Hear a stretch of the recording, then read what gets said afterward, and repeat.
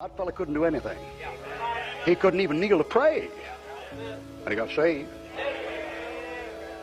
Are you saved? That fella couldn't join the church. He couldn't join the church.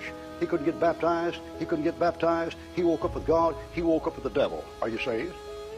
So that fella didn't take the sacraments, didn't take the sacraments. Didn't say the rosary, didn't take the rosary. Didn't tithe, didn't tithe. He went to heaven, he went to hell. You saved? Didn't keep the law, he didn't keep the law. He broke the commandments, he broke the commandments. He didn't keep the golden rule, he didn't keep the golden rule. He woke up in glory, he woke up in the pit. Are you saved? You're saved. If you're not saved, you're over here or you're over here. You sure ain't in the middle. He said, Lord, remember me, thou comest thy kingdom. And Jesus turned to him and said, verily I say unto thee, today shalt thou be saved. It's like that. You have been saved? If you ever saved, you were saved like that. All right. In this video, I want to talk about Babylon. And you may have noticed that I used red, white, and blue again, with a little bit of yellow, because there's fireworks, there's light trying to draw your attention to it. And what I want to talk about with Babylon is that it means confusion. And this nation, or this world, intentionally causes confusion to get us to fight against one another. Right? Because as Christians, we are told to bless those that curse us, to love our enemies, to turn the other cheek. Right? But this does not mean that we ignore and enable sin and false teachings and false teachers. Right? We are to call these things out. Right? And sometimes you got to call them out harshly, because no one's paying attention. No one's doing anything, right? It's kind of like if you really need someone to answer the door, you may just knock, knock, knock, knock. No one answers, so you knock, knock, knock. No one answers, so you knock, knock, knock. And no one, you can hear them, but they won't come to the door. Knock, knock, knock, right? You get a little louder. And then it might get to the point where it's like a boom, boom, boom. Right? You're like, hey, I'm not going anywhere until you answer the door. And now you seem like a rude jerk. But it's only because they didn't hear you when you were being nice and soft and kind about it. So then you had to be a little bit loud and rude about it. And then when you finally get their attention, all they focus on is, you being rude and loud. Right? And they still don't hear the message. Right? But the whole point of me bringing up this whole thing about we're to love one another, it's not so much that we just unite for the sake of unity. That's not what I'm saying. What I'm saying is that you can have peace in division, right? You can start, for an example, in the home. You can have the husband and the wife where there's a division. I'm the husband, you're the wife. I'm the man, you're the woman. Right? You have your role, I have my role. We have a division, but we have peace. Right? Yeah, we might have some arguments and conflicts, but we're not going to war against one another.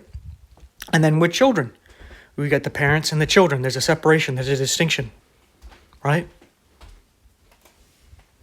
We have our role as parents, they have their role as children, or vice versa. You're the children, your parents have their role, right? There's a separation and division, but you can have peace with that. And then you can go to your neighbors, right? There's a division. You have your family, they have their family. There's a division, right? And you can have peace in spite of the division, right? Just because they're not your family, like direct bloodline or anything, does not mean that you have to fight them. They can even be different religious beliefs, right? Doesn't mean you have to war against them. And even if they, for some reason, want to war against you, doesn't mean you have to fight back. You just smile and nod and be like, well, okay, that was rude. Right? You don't have to fight back, because all it's going to do is make it worse. As Christians, we should be peacemakers even if we are defrauded and wronged by it, we make the peace. We don't make war, unless it's spiritual war against darkness, lies, deception, right? Against evil, things like that, right? We don't war against flesh and blood. So there's no reason for us to be fighting, right? Like if our neighbor is a different political belief. Yeah, we can have division. They can believe what they believe and want what they want and be divided and still have peace. They can be of a different race. So what? We can still have peace. They can be their race and I can be mine. And that's that, right? Or they can have different culture. Right? We can have all these divisions. They have their different culture. They can have their different sexuality. They could have all these things that are different. You don't have to even like it. But it doesn't mean you have to fight them. Right? Doesn't mean you have to war against them. If you see them fall down, you can go over and go, hey, you all right? You pick them up and then you can be like, hey, you ready to get saved today? And they might be like, ah. You're like, all right. See ya. All right? You see they need help moving something. Hey, you need help bringing that in? Yeah, okay. And you help them, and then you're like, so today, you ready to get saved today? You're like, all right, right? You can butt heads and disagree, but still have peace and help, right? But it seems as though this Babylon, this world, this country, doesn't want you to love your enemies. Doesn't want you to help each other in spite of your differences. It wants you to hold bitter grudges against people who are different from you in any way, shape, or form. So if they're not a man like you, if they're not an adult like you, if they're not the same political view, they're not the same religion of you, the same color of you, the same culture as you, the same sexuality as you, they want you to hate them. Right? Why? Because when you are focused on all these stupid things, and you're warring against the flesh here, the king of Babylon, the rulers of Babylon, they're sitting pretty, doing all the things they want to do without you even knowing about it, and you're not going to do a thing about it because you're too distracted fighting someone over something that doesn't even matter.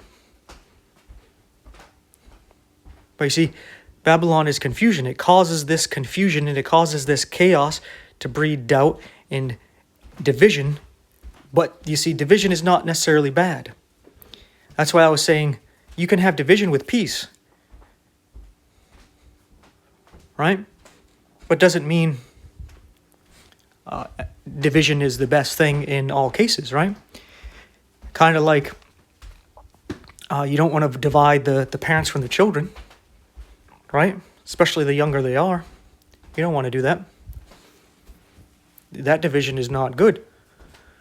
But then let's say there's unhealthy relationships between the children and the parents as they grow up. Right? Well, then maybe you would want a separation. Right? A division there is good. It's not bad. It's not evil. Right? And division such as, well, I'm not going to go worship God with a Muslim or a Catholic, right? Because they don't truly believe the gospel. They're not a born-again brother or sister in Christ.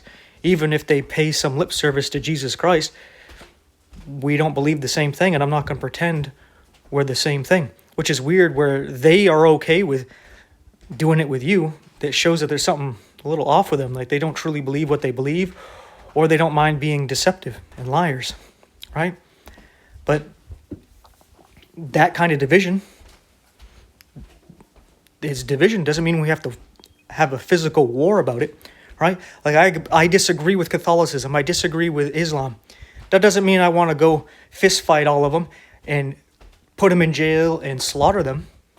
I don't want them to die. I don't even want them to have miserable lives unless it's something that's God's using to shake them up to bring them to Him. Then by whatever means necessary, get these people saved. But, if they're going to be choosing to reject the gospel, reject salvation, I want them to have the best life they can have here because it's going to be their only heaven. So if they're ultimately going to reject God, I hope they have the best time of their life here in this world, even at my expense. That would suck, but even at my expense, I hope they have the best life ever because they're going to hell. So I want them to live it up. All right? And I think that's a way to love our enemies right there. Think of it like that. But it's as if they don't want you to do that. They want to be like, hey, they don't believe what you believe. You should go in, get in the ring and beat each other to death. And it's like, no. Because you getting in some kind of fight, whether it's an argument or a physical fight or an actual all-out war, right? None of these things prove who is right and who is wrong. None of them decide what the truth is, right? Because if you're saying to everybody 2 + 2 is 4, and there's people who are saying, no, it's 5, you get in a verbal argument with them, what does that do? You get in a physical fight. If you beat them up, does that prove you're right? Well, what if they beat you up? Does that prove that you're wrong? No. You get in a war, they win. Does that mean they're right? No. So what was the point of that? The point was just to be animals, to dominate and be like, I'm right, that's why I won. Now you submit to me. Right? And I remember growing up, getting roughed up, getting beat up, because I was a little guy and mouthy. So I'd get roughed up. But even when I got roughed up, I didn't give in and back down. And I think frustrated a lot of them. Got them even more irritated. It's like, I beat you up. Well, yeah, so you that doesn't mean you're right. I'm not going to give up the truth just because you kicked my ass. That's not how it works. The truth's the truth, no matter how tough you are and how weak I am. Right? That's not how it works, buddy. You can't beat the truth into submission. But that's how a lot of people think. And they get into this tribal, animalistic mindset of trying to impose their will on everybody else. Which is weird because a lot of Christians do this. Christians believe in freedom where you can choose to accept Christ or reject him. But then they want to impose their will and beliefs on others. And then Americans will believe in freedom, right? But then again, they want to vote to impose their certain type of beliefs on others. That's not freedom. You're all talk. You're all fake. You're all full of shit. You're not fooling me. You might be fooling yourselves. You ain't fooling me. You guys are fork-tongued hypocrites. But you see, they cause all this division and infighting. Again, division isn't wrong, but when division is caused in a manner to cause a fight, that's when it's wrong, right? Because if you're going to divide, let's say, Muslims from Christians, for example, there's nothing wrong with that. But if you divide them up and then you start whispering to the Muslims how evil the Christians are, you start whispering to the Christians how evil the Muslims are, and you start trying to pit them against one another like a narcissist would do, triangulating everybody, getting them to fight for their own entertainment, that is evil. And you see, that's what this Babylon world nation is doing, is pitting everybody against one another so that they can hide, but then they can crash everybody together, and then they can say, you know what? We need just unity to bring peace. We need a one world ruler and a one world head of the church that will dictate what is what so that there is no more fighting. And we all need to submit to this world ruler and this high priest. I didn't know a word to use, but a high priest, I guess, would be it, right? This Roman pontiff, right? This pope. And if we just all submit to them and give up our freedom and give up what we really believe and just go along with it, we can have peace, right? See, that kind of unity for the sake of peace is not good either, right? We should all unite in the truth, such as 2 + 2 is 4. We can all unite to that, right? But if there's a world rule that says no, 2 + 2 is 5, we should all agree to it to bring peace. Be like, no, then there shouldn't be peace then, because you're trying to unite in a lie, right? And if, for example, you believe in Jesus Christ is God in the flesh who saved us, and then the Muslims, they believe Jesus was just a prophet. He wasn't God. He didn't save us. How can we unite? Unless one of us gives up our beliefs, or we each partially give up our beliefs to then come together into this compromised unity where neither one of us truly believe the compromise, but we go along with it anyway. Why? Because we're worried about the other one attacking us for no reason? No, what we should be doing is teaching people to love their enemies. That people can disagree with you and that's okay. There's no reason to be violent or upset about it. But for some reason, people these days, they can't handle it. Right? Like if I disagree with people, I'll try to talk to them about it. And if, that can't happen, I just generally don't talk to them. Don't hang around them. Because then I can't really be me. I can't really say what I believe because it's always going to cause either them to be irritated and upset or some kind of argument. It would be like, all right, then I'll just separate from that. Right? Why would I want to be around that? Where I have to bite my tongue. I can't truly be me and say what I really want to say. Well, then I just will go somewhere where I don't have to do that or worry about it. Because I'm going to say and do what I'm going to say or do. Because I'm a free man and I can do those things. But if it bothers other people who claim to believe in freedom themselves, well, they're obviously mentally deranged. And what can you do with somebody like that? I don't want to unite with them. I don't want to compromise with somebody like that. Right? Unite just for the sake of peace. No, we can have peace, but the peace comes from division, right?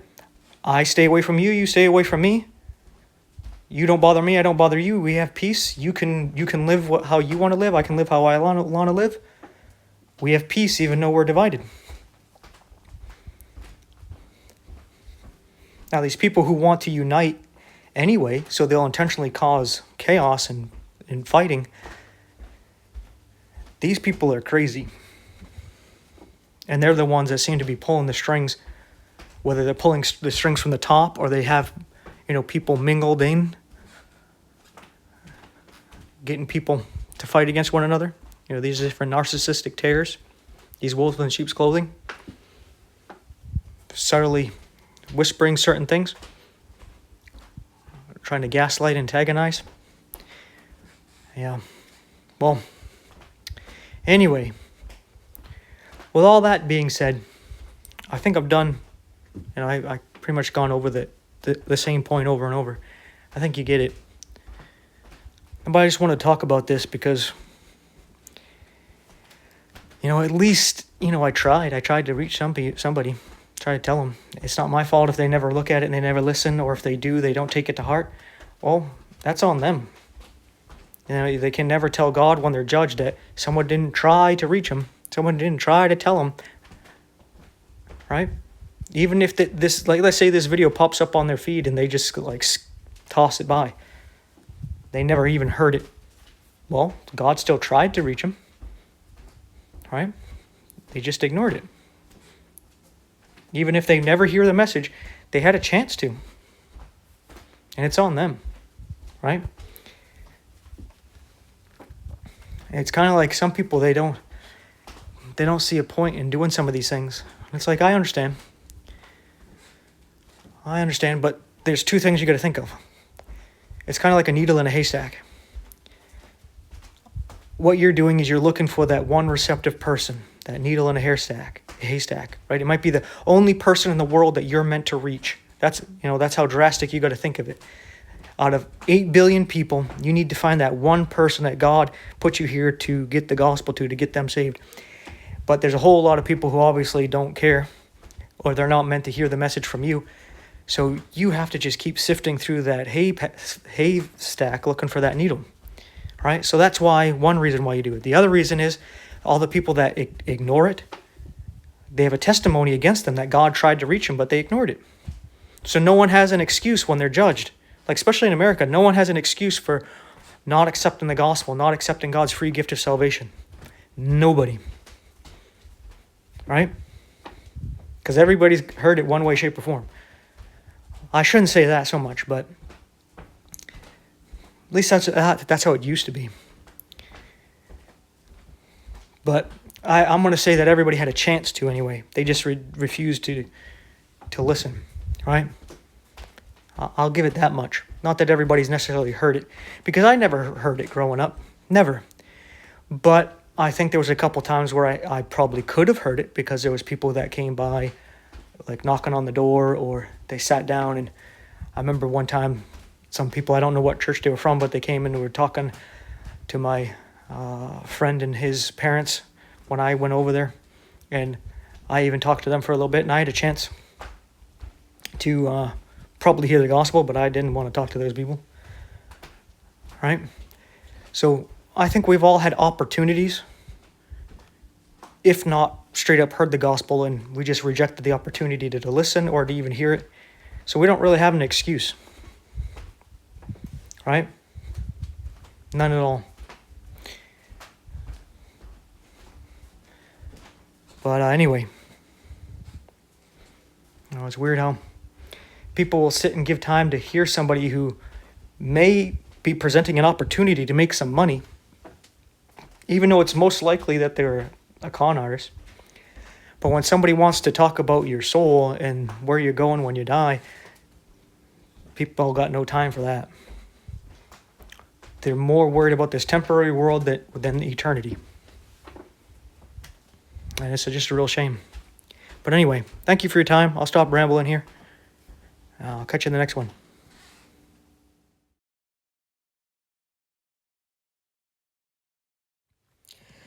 All right, it's the end of the video, and I figured I would do an ending segment to my video so I don't have to keep repeating myself, but I do want to remind you to do what Isaiah said to do and seek out the book of the Lord and read it, putting line upon line, precept upon precept, here a little, there a little, doing what Paul said, and studying the word, showing yourself approved unto God, rightly dividing the word of truth. And if you read English, that would be the KJV. And then do what John has Jesus recorded telling the church of Philadelphia, and keep his word, preserve it, protect it, hide it in your hearts, and not deny his name.